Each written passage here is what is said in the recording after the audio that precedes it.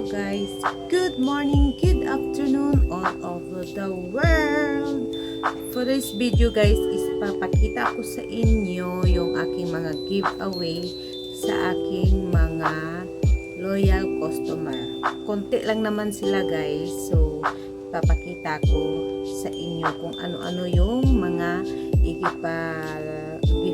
giveaway ko sa aking mga customer. So bali pa Christmas guys sa ating mga customer at sa aking mga customer na mga bata na laging bumabalik-balik dito, maya-maya bili dito sa aking munting tindahan, kaya naghahandog din ako sa kanila ng konting mga gift, yung mga pagkain lang naman guys na nilalagay natin sa lot bag. So mga assorted candies ang mga nilalagay ko doon. So yung iba nakapamigay na ako, tapos yung iba nandyan pa. So ipapasilip ko sa inyo guys kung ano-ano yung aking mga ipapamigay sa aking mga customer.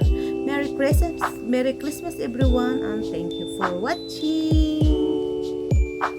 At ayan nga guys, yung ipapamigay natin, meron tayong tumbler at salaan. Yes guys, or strainer.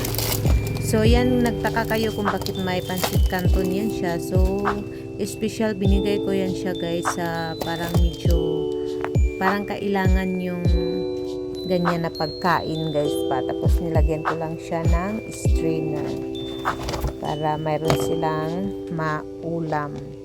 Ayan, at yan may mga lot bag kasi mayroong mga anak ang pagbigyan ko niyan, kaya sinalihan ko na din ng lot bag. At meron tayong sandok na plastic at meron tayong mga candies para sa ating mga customer ng bata.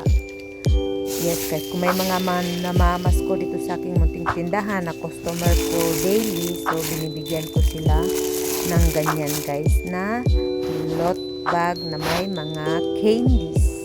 So masayahan na din ang mga bata niyan guys, kasi ano naman ang halaga niyan is lampas siya 25 or 30 pesos.